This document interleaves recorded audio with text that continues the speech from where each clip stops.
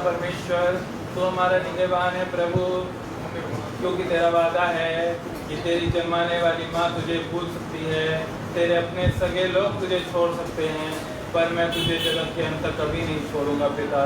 तो खुदावन हमारे पैदा होने से लेके अब तक तूने हमें संभाल कर रखा, अपने अनुग्रह में हमें तूने जीवित रखा प्रभु, हम तेरा धन्यवाद करते हैं। खुदा परमेश्वर हम प्रार्थना करते हैं इस पूरी आराधना सभा में खुदावन तेरा बहुत बड़ा हाथ हो मेरे पिता, तेरी पवित्र उपस्थिति हो मेरे पिता परमेश्वर, और चाहते हैं मेरे पिता कि तेरी उपस्थिति यहाँ सदा तक बनी रहे मेरे पिता परमेश्वर। खुदावन हम अपने जीवित मंदिरों को तेरे पास लेकर आते हैं जो हमारी देह है मेरे पिता, हम अपने आप को तेरे हुजूरी खुदावन भेंट लेकर आते हैं मेरे पिता परमेश्वर, और चाहते हैं खुदावन तू हमारी ये स्तुति योग्य भेंट खुदावन तू हमारी सारी बलिदानों को कबूल कर मेरे पिता। ये सारी इबादत सभा को हम तेरे हाथों में सौंपते हैं, गीतों का गाया जाना, वचन का पढ़ा जाना, और पिता परमेश्वर स्तुति आराधना में तू हमारी बहुत अगुवाई कर। हम अभी से सब कुछ तेरे हाथों में सौंप देते हैं, और ये प्रार्थना और विनती मैं अपने जीवित और उद्धारकर्ता प्रभु यीशु मसीह के नाम से मांगता हूँ, आमीन। जय मसीह की। आइए हम परमेश्वर के स्तुति में और आराधना में हम एक गीत गाएंगे जो आपको मिलेगा। 66 नंबर गीत है, आराधना हो आराधना, खुदावन यीशु की आराधना। 66 नंबर गीत है। आराधना हो आराधना, खुदावन यीशु की आराधना। आराधना हो आराधना, खुदावन यीशु की आराधना।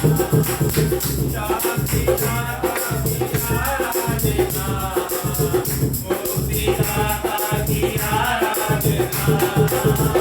शांति दाता की आराधना, मुक्ति दाता की आराधना।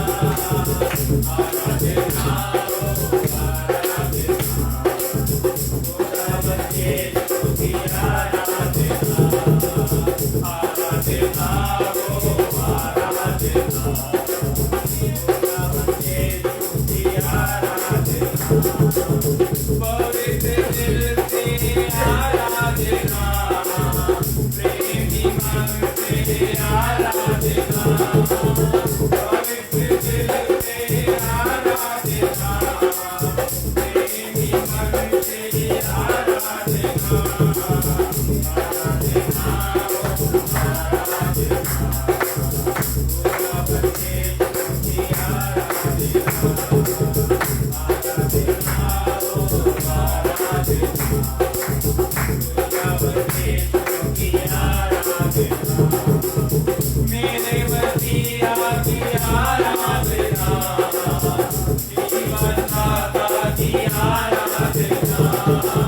मेरे मसीहा की आराधना, जीवन दाता की आराधना। आराधना हो आराधना, खुदावन यीशु की आराधना। आराधना हो आराधना, खुदावन यीशु की आराधना। दूतों के संग संग आराधना, स्तुति प्रशंसा आराधना। दूतों के संग संग आराधना, स्तुति प्रशंसा आराधना।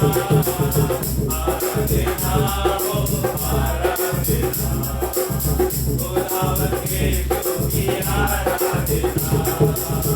आराधना हो आराधना, खुदावन यीशु की आराधना।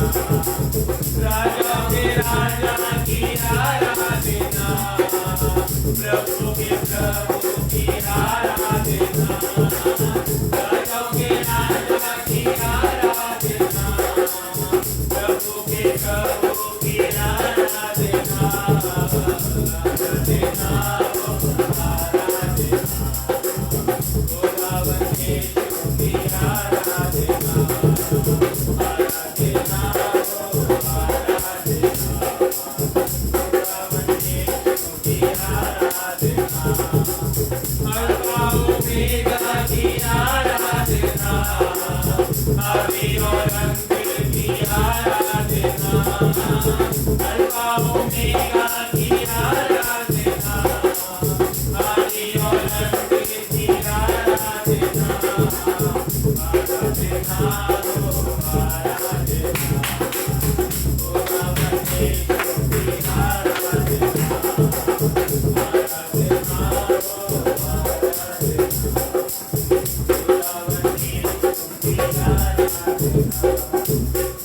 129 नंबर हम गीत गाएंगे, सब निकाल लें। यीशु लियो तेरो नाम, यीशु लियो तेरो नाम। यीशु लियो तेरो नाम, यीशु लियो तेरो नाम।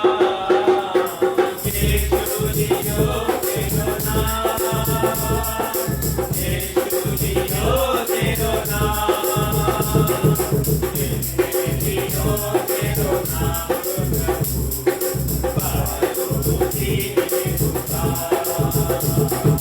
यीशु लियो तेरो नाम, प्रभु बुद्धि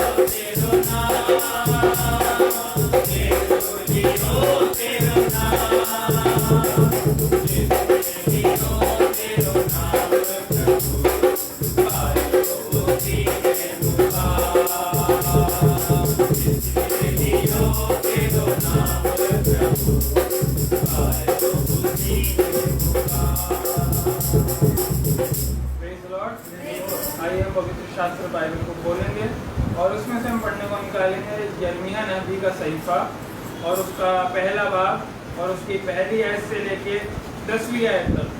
यूहन्ना वो यिर्मयाह की किताब और उसका पहला अध्याय और उसके पहले वचन से लेके 10वें वचन तक हम भाई निखिल के साथ पढ़ेंगे।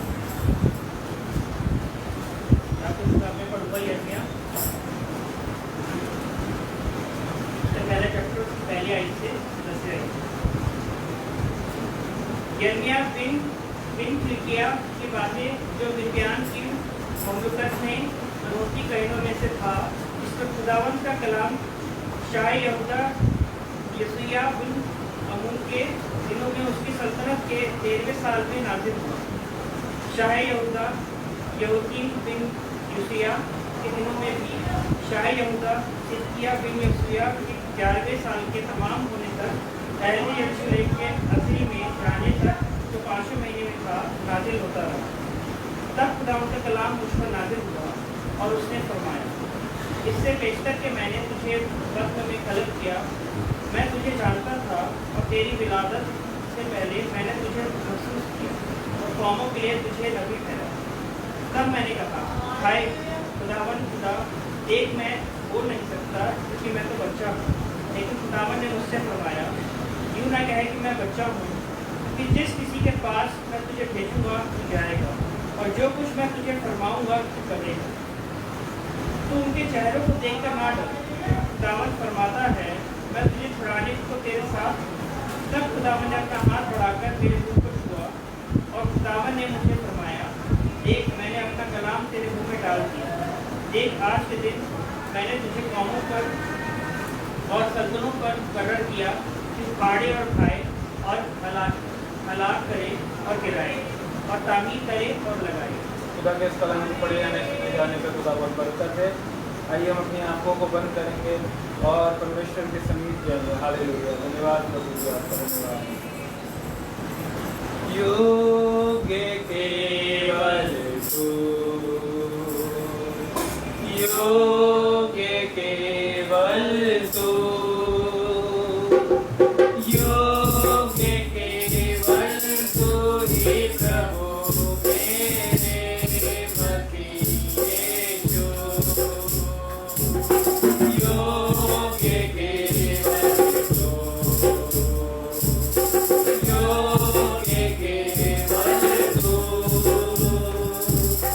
योग्य केवल तू ही प्रभु मेरे मसीह यीशु। आदर और महिमा, आदर और महिमा हो तेरी, आदर और महिमा हो तेरी, आदर और महिमा हो तेरी प्रभु मेरे मसीह यीशु। योग्य केवल, योग्य केवल तू, योग्य केवल तू, योग्य केवल तू ही प्रभु मेरे मसीह यीशु। पिता तेरी, पिता तेरी आराधना हो, जीवन तुझे हो, प्रेम तुझसे करता हूँ। पिता तेरी आराधना हो, जीवन तुझको सौंपता हूँ। प्रेम तुझसे करता हूँ, यीशु तेरी आराधना हो, जीवन तुझको सौंपता हूँ। प्रेम तुझसे करता हूँ, आत्मा तेरी आराधना हो, जीवन तुझको सौंपता हूँ। प्रेम तुझसे करता हूँ, पवित्र केवल है तू, पवित्र केवल है तू, पवित्र केवल है तू ही प्रभु मेरे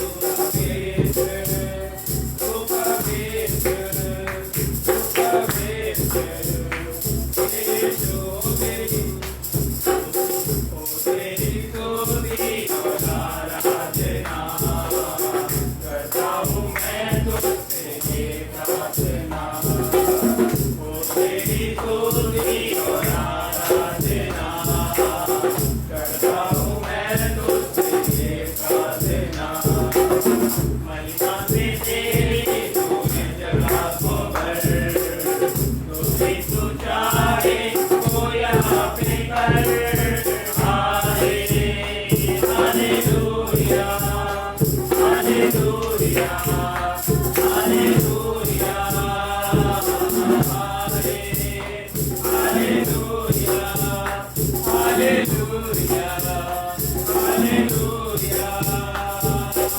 करुणा से तेरी जादू दिखाता है, शासन कर मेरी मुझे बचाता है। करुणा से तेरी जादू दिखाता है, शासन कर मेरी मुझे बचाता है। जब मैं पुकारूं तू दौड़े आता है, जब मैं गिरूं मुझे उठाता है। हालेलुया, हालेलुया,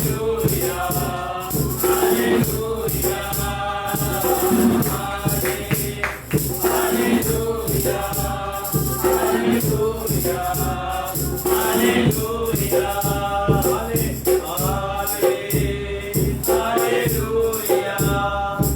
हालेलुया, हालेलुया, खुदावन, हमें आपके पर यकीन और एतिकाद है। खुदावन, जब हम गिरते हैं तो खुदावन को हमें उठा लेता है, संभाल लेता है, क्योंकि खुदावन हम जानते हैं कि तेरी मदद के बगैर कुछ नहीं। आज तू अपने लोगों पर मदद कर, मुझ पर मदद कर प्रभु जी, ताकि तेरे कलाम के वसीले से आज हम तेरी बरकत हासिल कर सकें। तमाम लोगों को बड़ी बरकत दे, जो बीमार हैं उन्हें शिफाइनत फरमा, जो नहीं आए उनको घर पर रहकर जो आज बरकत आप हमें देना जा रहे हैं उन्हें भी बरकत दे। ये दुआ आपके बेटे यीशु के नाम से मांगते हैं, आमीन। जय मसीह की।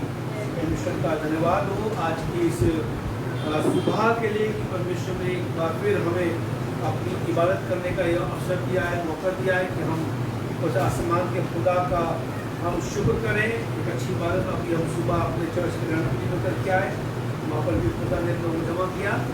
और साथ ही साथ जबकि इन दिनों में हमें बड़ी अपने आप को ध्यान रखने की आवश्यकता है, क्योंकि आने वाले दिनों में केसेस और बढ़ सकते हैं, लेकिन हम उस परमेश्वर का धन्यवाद देते हैं, खुदा का धन्यवाद देते हैं जो हमें अब तक संभाले हुए हैं। वही ईमान, वही एतिकाद हमारे और आपके जीवन में खुदा के लिए होना चाहिए। सिर्फ हमें और आपको काम करना है कि अगर हम में से हमारे परिवार में किसी को बुखार या खांसी जुकाम होता है तो हम उस दिन भीड़ से आने जाने से और उसके साथ साथ चर्च भी हम आने से अपने आप को रोकें, ताकि हम अपने आप को कुछ समय के लिए क्वारंटीन करें और प्रभु से दुआ करें ताकि प्रभु हमें शिफा दे, क्योंकि शिफा देना सिर्फ खुदा क्या है। तमाम दुनिया में बहुत सी बीमारियाँ हैं जिनका कोई इलाज नहीं है, लेकिन उसका इलाज हमारे खुदा के पास है। और वो इलाज तब होता है जब हम उस खुदा के बेटे यीशु मसीह पर विश्वास करते हैं। तो इसलिए हम उस प्रभु का धन्यवाद देते हैं जिसने हम सबको पूरे हफ्ते संभाल कर रखा, फिर ये मौका दिया कि हम फिर खुदा के पास आकर उसकी तरजीब कर सकें। आइए खुदा के कलाम की तरफ चलेंगे और हम इन दिनों में ज़्यादा समय नहीं लेते हैं और चाहे कल्याणपुरी हो चाहे हमारी कॉटेज मीटिंग हो, हम बहुत कम समय में अपनी बातों खत्म करते हैं। और मैं चाहूँगा आज जो मैं सुबह पढ़ रहा था खुदा के कलाम से, तो आपको मिलेगा यूहन्ना रसूल की इंजील उसका 6 अध्याय और उसके 27वें पद में खुदा यीशु मसीह उन लोगों से जो प्रभु यीशु मसीह को ढूंढ रहे थे, हमने 6 अध्याय के हम 25, 26 और 27 पद का आज गौर करेंगे। तो यहाँ पर लिखा है कि खुदा यीशु मसीह ने यहाँ पर कुछ लोगों को, यानी कि बड़ी भीड़ से खुदा खातिब हुआ, उनसे बातचीत करी और उनको एक चीज बताई। 27 पद में क्या लिखा हुआ है? और झील के पार 6 अध्याय के यूहन्ना की किताब 6 अध्याय के 27वें पद में लिखा हुआ है, नाशमान भोजन के लिए परिश्रम ना करो। बड़ी अच्छी बात यहाँ बताई गई है। 6 अध्याय के 27 पद में लिखा हुआ है कि पानी खुराक बस पढ़ लिया, पानी खुराक के लिए मेहनत ना, वो भी बात है लिखा, पानी खुराक के लिए मेहनत ना। जब बड़ी भीड़ यीशु मसीह के पास आई, बड़ी लोक संख्या में यीशु मसीह के पास आए और जब प्रभु यीशु मसीह से जब उन्होंने बातचीत करी तो प्रभु यीशु मसीह ने एक जवाब दिया है कि पानी खुराक के लिए मेहनत ना। क्या हमें खुदा उस रोटी के लिए, उन घर के इंतजाम करने के लिए क्या खुदा हमें मेहनत करने के लिए मना करता है? लेकिन खुदा के कलाम में क्या, खुदा का कलाम दो धारी क्या है? तलवार। जबकि नीति वचन में सुलेमान बादशाह मिसाल किताब में कहता है कि परिश्रम करने वाला भूखा रहता है, मेहनत करने वाला भूखा रहता है। पर यहाँ खुदा कह रहा है और पानी खुदा के लिए मेहनत ना। क्या वजह है? प्रभु के वचन में जब हम पढ़ते हैं तो यहाँ पर जब हम 25 पद को पढ़ते हैं, 26 पद को पढ़ते हैं, लिखा और झील के पार उसने लिखा है कि झील के पार उस पार उससे मिलकर कहा, आए रब्बी तू यहाँ कब आई? यानी कि एक बड़ी भीड़ जो यीशु मसीह को ढूंढ रही थी, एक बड़ी भीड़ जो यीशु मसीह को तलाश कर रही थी, प्रभु यीशु मसीह उनको छोड़कर लिखा झील के पार उनसे पहले वहां पर पहुंच गया और भीड़ भी इतनी शातिर थी कि वो भी उससे पहले पहुंच गया और कहने लगे, आए उस्ताद, आए रब्बी, यहाँ तू कब आया? और 26 में पढ़ने के बाद यीशु ने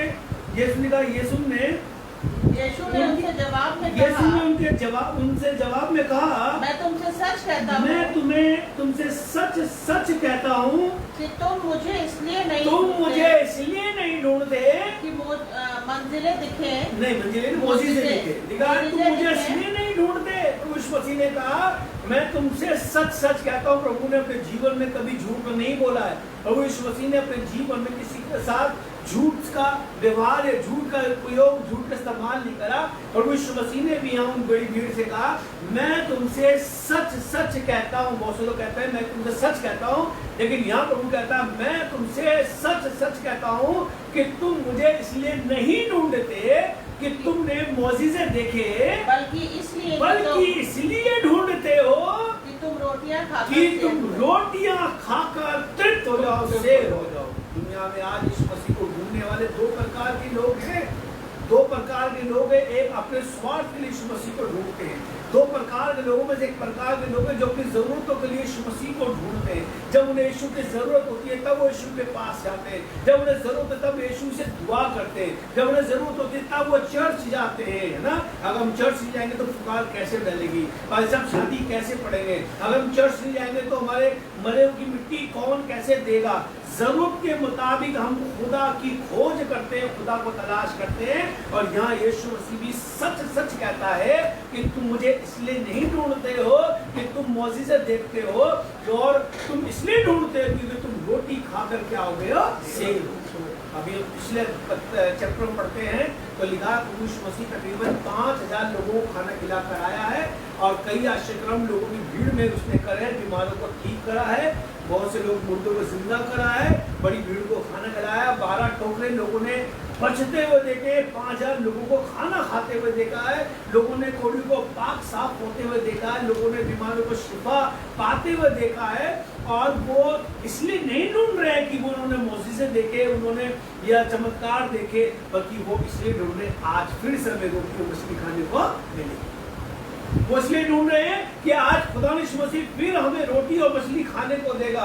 आज हम फिर इसलिए खुदा के पास जा रहे हैं। जरूर है आज हमारी जरूरत ही है तो हम खुदा के हुजूर रुकेंगे और खुदा हमारी जरूरतों को पूरा करेगा। हम अपनी जरूरतों के मुताबिक खुदा के पास आए। मैंने 2 हफ्ते भी पहले शेयर किया था, खुदा हमारी तब नहीं सुनता जब हम अपनी इच्छा के अनुसार खुदा से मांगते हैं। खुदा तब हमारी सुनता है कि जब खुदा अपनी इच्छा के अनुसार हमें प्रदान करता है। इसलिए कलाम में लिखा हुआ है कि वो लोग यीशु मसीह को सिर्फ इस नजरिए से देखते थे कि वो आश्चर्यक्रम करेगा, वो इस नजरिए से देखते थे खुदा आज फिर में रोटी मछली खिलाएगा, वो इस नजरिए से देखते थे कि खुदा आज फिर कोई काम करेगा। बल्कि कलाम लिखा है कि वो इसलिए नहीं ढूंढते थे कि वो परमेश्वर का पुत्र है, बल्कि वो इसलिए ढूंढते थे कि आज हमारी जरूरत क्या हो जाएगी, पूरी होने लगेगी। इसलिए खुदा यीशु मसीह ने 27वें पद में उनकी मनसा को जानकर, उनकी मर्जी, उनकी इच्छा को, उनके मंसूबे को जानकर यीशु मसीह ने कहा कि क्या था मालूम? क्या था कि नाशमान भोजन के लिए परिश्रम ना, वो परिश्रम किसलिए कर रहे थे? वो यीशु को ढूंढने का परिश्रम किसलिए कर रहे थे? वो इसलिए ढूंढ रहे थे कि आज हमें फिर खाने को मिलेगा। वो परिश्रम इसलिए कर रहे थे कि आज प्रभु आज फिर से हमें मसीह रोटी खिलाएगा। आज बहुत से लोग प्रभु यीशु मसीह के लिए उस तरह से परिश्रम नहीं करे जैसे कि खुदा हमारे अपने जीवन से चाहता है, बल्कि परिश्रम कर रहे हैं अपनी आवश्यकताओं को खुदा के पास ले जाने के लिए। परिश्रम कर रहे हैं कि आज खुदा हमारी दुआओं का जवाब हमें दे दे। आज परिश्रम मनुष्य कर रहा है कि प्रभु मेरे जीवन जीवन में, मेरे परिवार में आश्चर्य कर्म करे। आज लोग इसलिए परिश्रम कर रहे हैं, इसलिए लोग परिश्रम कर रहे हैं कि आज उनके जीवन में कोई काम हो जाए, बल्कि बाइबल बताती है कि लिखा पानी खुराक के लिए तुम मेहनत ना करो। अगर हम मेहनत कर रहे हैं तो मैं आपको बताऊंगा कि आत्मिक भोजन की परिश्रम का मतलब क्या है। आज लोग मेहनत कर रहे हैं नाशवान चीजों के लिए। बाइबल बताती है खुदा यीशु मसीह के मत्ती की किताब के लूका की किताब में, जब खुदा यीशु मसीह को इब्लिस आजमाता है और वो कहता है इन पत्थरों से कहीं रोटी बन जाए, तो ये पत्थर रोटी बन जाएंगे। पर खुदा यीशु मसीह ने कहा इंसान फकत रोटी से जिंदा नहीं रहता है, बल्कि खुदा के कलाम से जो उसके मुंह से निकलता जिंदा रहे। सिर्फ इंसान रोटी खाकर फिर भूखा हो सकता है, इंसान पानी पीकर फिर प्यासा हो सकता है, पर खुदा के कलाम लिखा हुआ है जो खुदा के लिए परिश्रम करते हैं, जो खुदा के कलाम को हासिल करने के लिए परिश्रम करते हैं, वो इंसान उनसे जिंदा रहेगा। हम रोटी खाकर तृप्त भी हो जाएंगे, हम सेठ भी हो जाएंगे, फिर हमें अगले दिन रोटी की आवश्यकता पड़ेगी, फिर हमें और खुराक की आवश्यकता पड़ेगी। और ये नाशमान है, ये हमें और आपको ये नाशमान चीज आसमान पर लेकर नहीं जाएगी। हम इसके लिए न सिर्फ हम और आप बल्कि दुनिया के लोग परिश्रम कर रहे हैं, पर बाइबल बताती है कि हमें और आपको किन बातों में परिश्रम करना है। मैं पहले आपको बताने से पहले एक चीज बताऊंगा जो आपको मिलेगी समोपदेश की किताब, समोपदेश की किताब और उसका पहला अध्याय और उसके तीसरे पद में यहाँ पर एक बड़ी अच्छी बात सुनने वाला भाषा कहता है। वाइस की किताब जो नीति विजन के बाद आती है, हिंदी या उर्दू में जिसमें आप चाहे पढ़े, पहला अध्याय और उसके तीसरे पद में इस प्रकार से मरकूम में इस प्रकार से लिखा हुआ है, इंसान को उस सारी मेहनत से मेहनत आती है।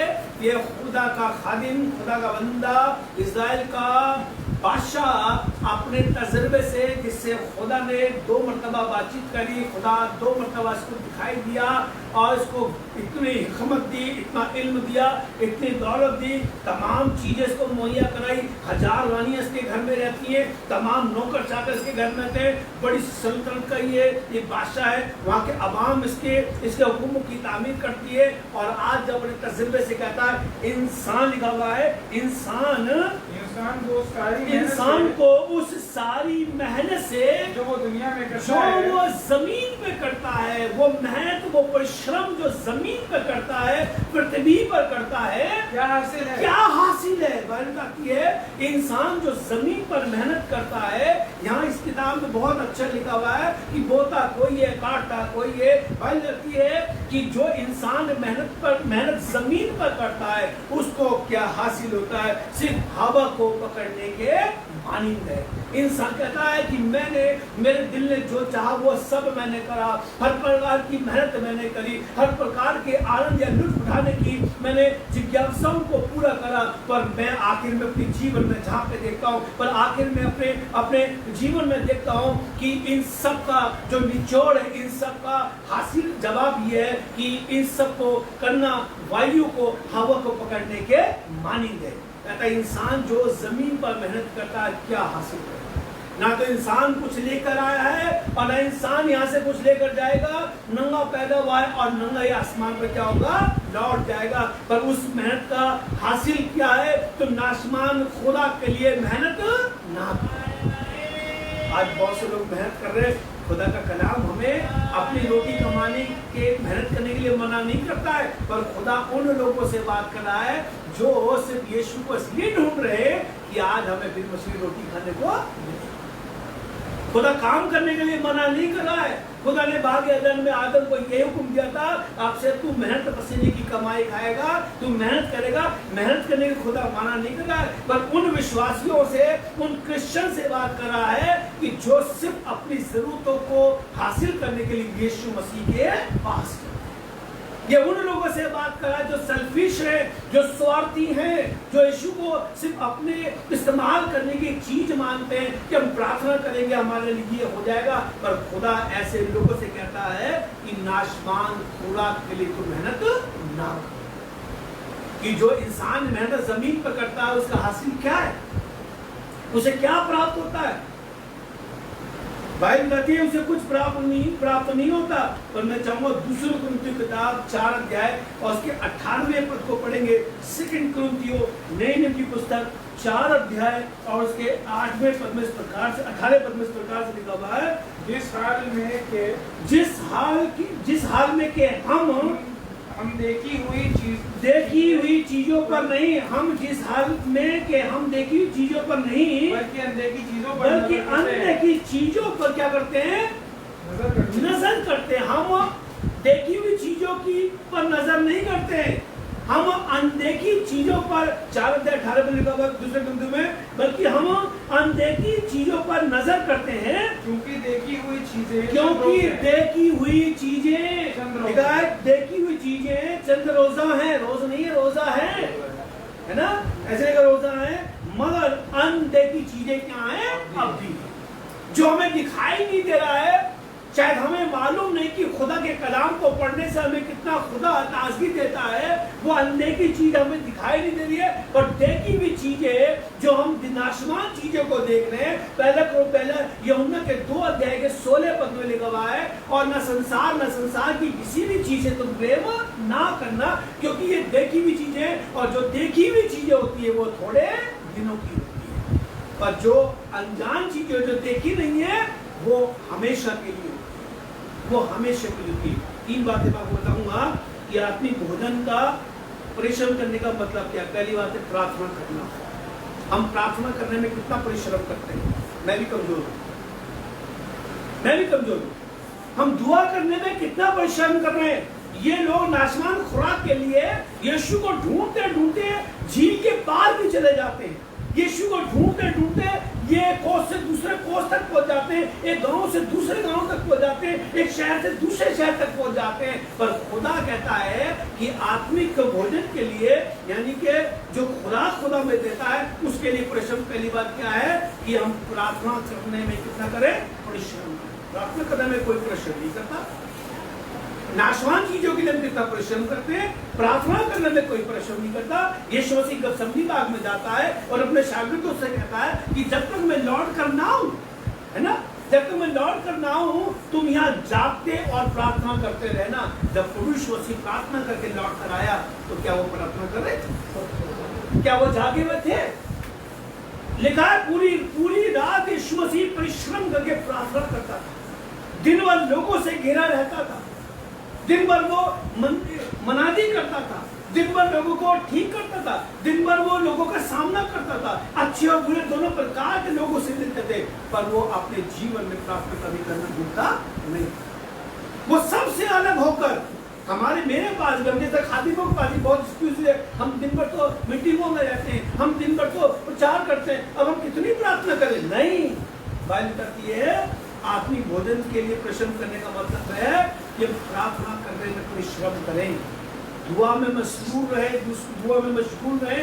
पूरी रात वो घुटने टेक कर प्रार्थना किया करता था, अकेला जंगल में जाकर, पहाड़ियों में जाकर दुआ करता था। पर उनमें से कोई भी एक शागिर्द प्रभु यीशु मसीह की बात को मानकर वो प्रार्थना करने के लिए जागृत नहीं।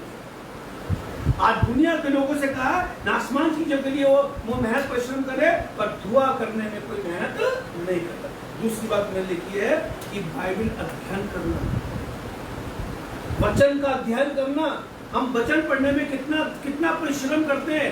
शायद हम सुबह 1 चैप्टर पढ़ लिया, शायद हमने 2 चैप्टर पढ़ लिए, शायद हमारा घर का दस्तूर है कि हम सोने से पहले हम एक किताब पढ़ते हैं, फिर दुआ करते हैं, हम सो जाएं। पर बाइबल कहती है कि बाइबल पढ़ने में क्या करना? मेहनत करना, परिश्रम करना।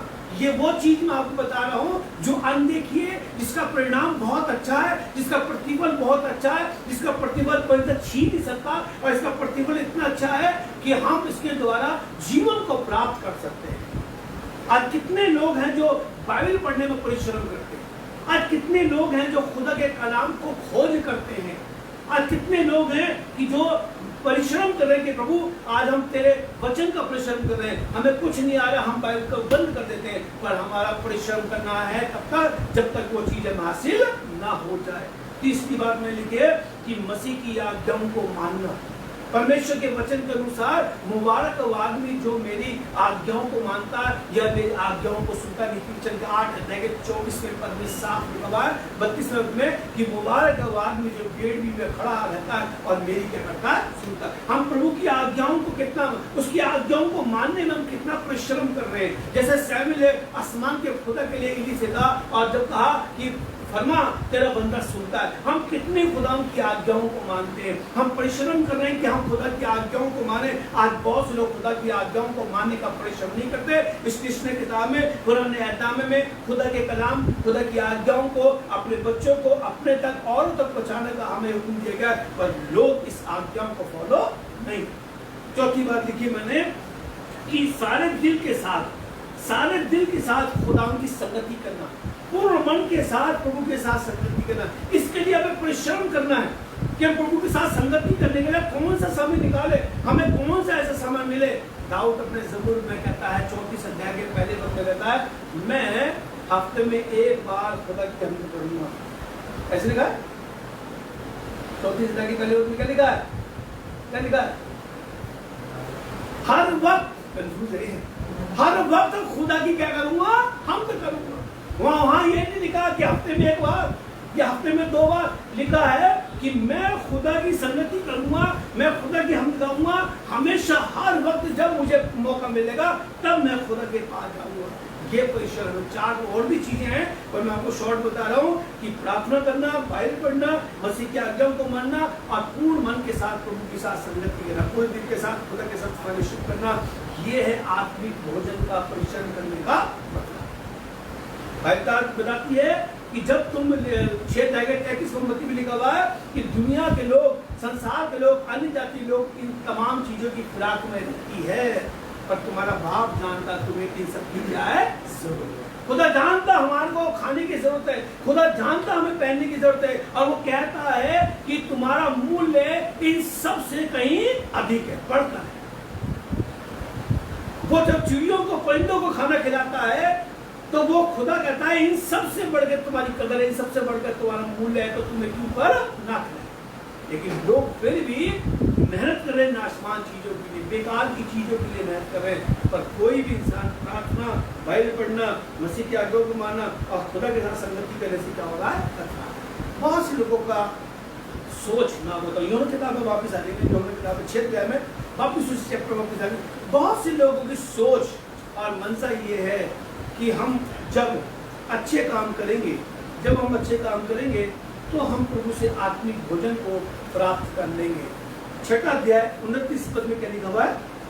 यीशु ने जवाब में उनसे कहा, यीशु ने जवाब में उनसे कहा, खुदा का काम ये है। खुदा का काम ये है। खुदा का काम क्या है मालूम है? आज बहुत से लोग अपने काम के द्वारा, अपने काम के वसीले से हम आत्मिक भोजन प्राप्त करना चाहते हैं। मालूम है लिखा हुआ है कि खुदा का काम ये है कि जिसे उसने भेजा है, कि जिसे उसने भेजा है उस पर ईमान लाओ। उस पर क्या करो, ईमान लाओ।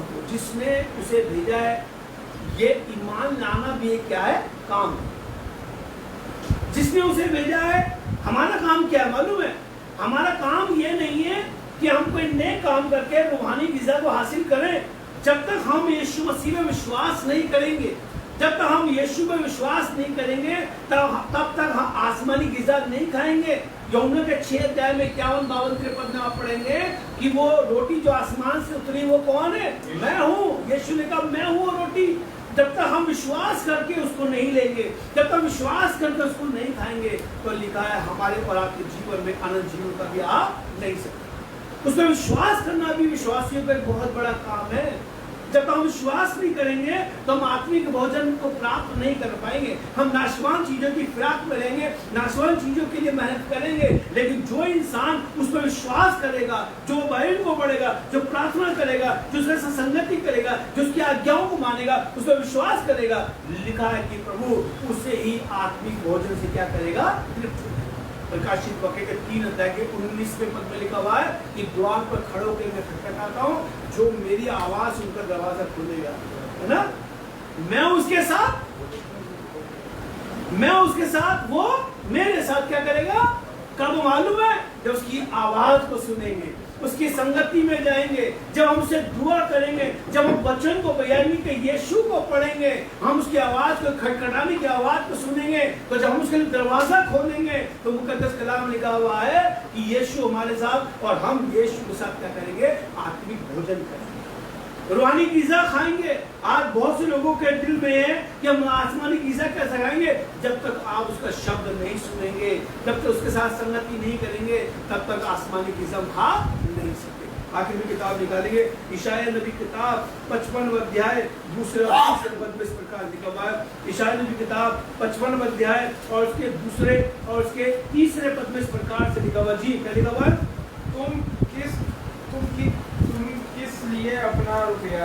तुम किस लिए अपना रुपया उस चीजों के लिए लिखा, तुम किस लिए अपना रुपया उस चीजों के लिए जो रोटी नहीं, तुम किस लिए अपना रुपया उस चीज के लिए जो रोटी नहीं। बहुत दफा हम अपने रुपयों को उन चीजों के लिए इस्तेमाल करते हैं जो नाशमान होती है, जो रोटी नहीं, जिससे हमें लाभ नहीं, फजूल जिसे बोलते हैं, बेकार में। तुम अपना रुपया उन चीजों के लिए जो रोटी नहीं और अपनी मेहनत और लिखा, और अपनी मेहनत, अपना परिश्रम उस चीज के वास्ते जो आसूदा नहीं जो करती, इंसान को तृप्त नहीं करती है।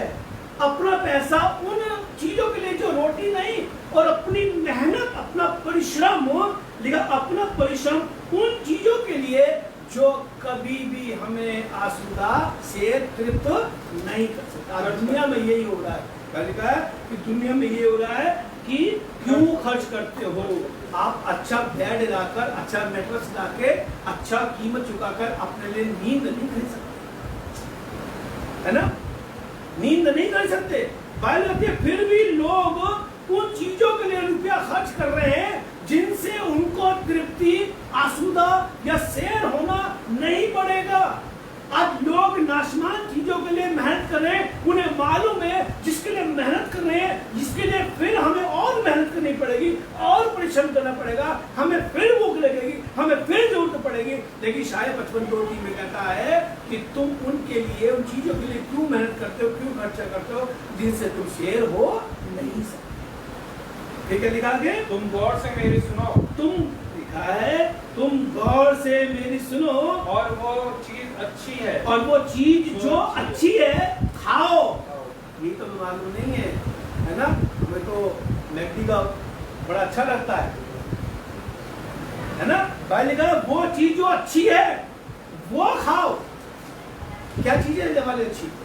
अभी मैंने यूहन्ना किताब बताया ना, जो आसमान, जो तुम्हारे बाप दादाओं ने जगत में मन्ना खाया है ना, जिसे खा गए वो फिर क्या हो गए, मर गए। पर जो मेरा खून पिएगा, जो मेरे गोश्त खाएगा, जिसे खाकर फिर इंसान कभी नहीं मर, लिखा ना, फिर कभी नहीं मरे। वो चीज अच्छी है जो खाओ, जिससे तुम्हें जीवन मिलता है, जिससे तुम्हारे को आसूदगी, जिससे तुम तृप्त हो जाते हो। वो चीज खाओ, वो चीज तुम्हें इस्तेमाल में लानी है। उन चीजों के लिए क्यों मेहनत करते हो, उन चीजों के लिए क्यों रुपया खर्चा करते हो जिससे तुम तृप्त नहीं हो सकते, जिससे तुम आसूदा नहीं हो सकते। बल्कि वो चीज खाओ, लिखा हुआ है, बल्कि वो चीज जो अच्छी है खाओ।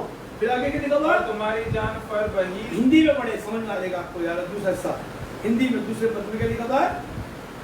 55:2 को आपने पढ़ा नहीं? निकाल पढ़ो। जो भोजन वस्तु नहीं है, जो भोजन वस्तु नहीं है उसके तुम क्यों रुपए लगाते हो, और जिससे पेट नहीं भरता, जिससे पेट नहीं भरता क्यों मेहनत करते हो? मेरी ओर मन लगाकर सुनो, तब उत्तम वस्तु खाने पाओगे। मेरी ओर मन लगाकर सुनो। मैंने कहा ना कि पूर्ण मन से खुदा की संगति कर। मेरी ओर पूर्ण से मन लगाकर मेरी सुनो, तो तुम्हारी जान क्या पाएंगी? तुम्हारी जान क्या होगी? सेल होगी, तृप्त हो जाएंगी। ऐसे लिखा ना, करेगा हिंदी दोबारा पढ़ दे।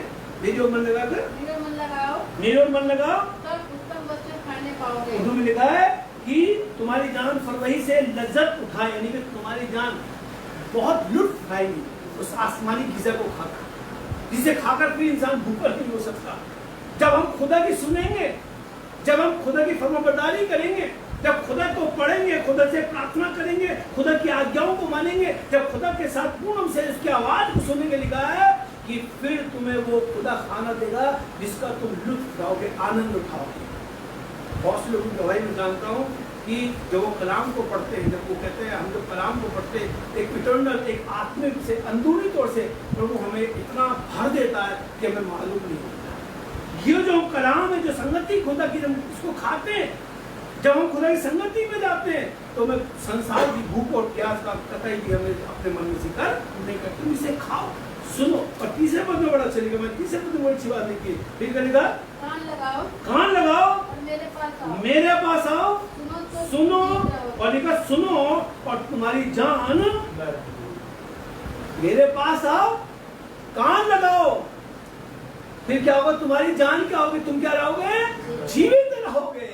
कब जीवित रहेंगे? भुना हुआ गोश्त खाने से जिंदा नहीं रहेंगे, है ना?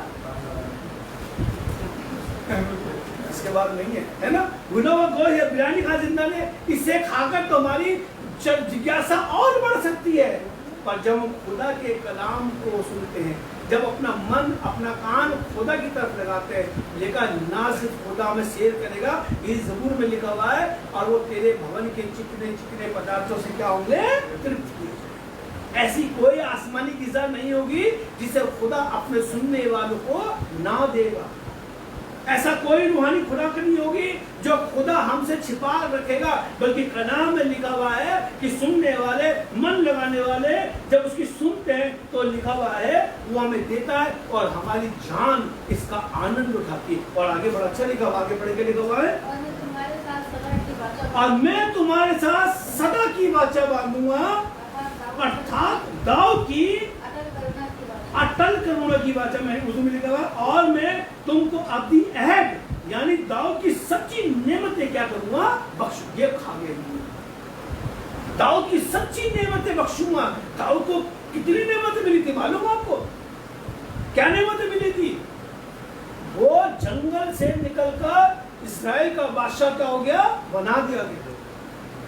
जंगल छोटे से घर से निकल के खुदा ने बड़े से महल में उसको रखा, खुदा उसके संग संग रहा, हर जगह उसे खुदा ने फतह भी हासिल होने दी, और उसे बड़ी आयत बांधी कि तेरे बाद, तेरे नस्ल में नावे में से, तेरे नस्ल में से, तेरे बाद में बादशाह क्या करूंगा? मुकर्रर कर।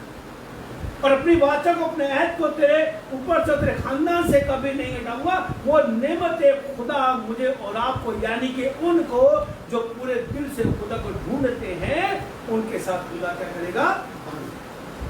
नेमतें बख्शेगा। पानी खुराक के लिए मेहनत ना करो। किताब उसी वक्त जारी नबी से 6 अध्याय के और उसके 27 आयत पूरी पढ़ गए ताकि वो अधूरा न रह जाए। पानी खुराक के लिए मेहनत ना करो, देखने लिखा हुआ है, मेहनत ना करो, हाँ, बल्कि उस खुराक के लिए, बल्कि उस खुराक के लिए जो हमेशा की जिंदगी तक, उस खुराक के लिए जो हमेशा की जिंदगी के लिए बाकी रहती है, जो हमेशा की जिंदगी के लिए बाकी रहती है। हम किसके लिए मेहनत कर रहे हैं? हमेशा की जिंदगी के लिए कर रहे हैं या इस जिंदगी के लिए कर रहे हैं? है ना? इस जिंदगी के लिए मेहनत कर रहे हैं या उस हमेशा की जिंदगी के लिए मेहनत कर रहे हैं? खुदा इस जिंदगी की बात नहीं कर रहा। खुदा कह रहा है हमेशा की जिंदगी को हासिल करने के हम क्या करें? परिश्रम करें कि प्रभु उस अनंत जीवन को मैं कैसे प्राप्त कर सकता हूँ, उस अनंत जीवन को मैं कैसे हासिल कर सकता हूँ। संसार का जीवन थोड़े दिनों का होता है, अय्यूब 14 में साफ करता है। संसार का जीवन, संसार की आयु मनुष्य को दी गई थोड़े दिनों की होती है, पर प्रभु जो जीवन हमें देगा, जो प्रभु हमें जिंदगी देगा, वो ना खत्म होने वाली जिंदगी है, कभी समाप्त होने वाली जिंदगी नहीं, वो अनंत जीवन है, अनंत जिंदगी है। उसको हासिल करने के लिए हमें आपको क्या करना पड़ेगा मालूम है? प्रभु के साथ संगति करनी पड़ेगी, बाइबल अध्ययन करना पड़ेगा, प्रार्थना करनी पड़ेगी, मेहनत करनी पड़ेगी, रुकावटों को दूर करना पड़ेगा। हम तब जाकर उस अनंत जीवन को प्राप्त करेंगे। और कुलुस्सियों के 3 अध्याय के दूसरे पहलू से लिखा हुआ, अपना मन, अपना ध्यान वहां लगाओ जहाँ मसीह मौजूद है। आइए, आसमान और जमीन को बनाने वाले जिंदा मेहरबान खुदावंद तेरे शुक्रगुजार हैं कि तूने कलाम से हमसे बातचीत करी, और आज हम पानी खुराक के लिए मेहनत ना करें, बल्कि उस जिंदगी के लिए मेहनत करें जो हमेशा की है। बरकत दे, दुआ यीशु मसीह के नाम से मांगते हैं, आमीन।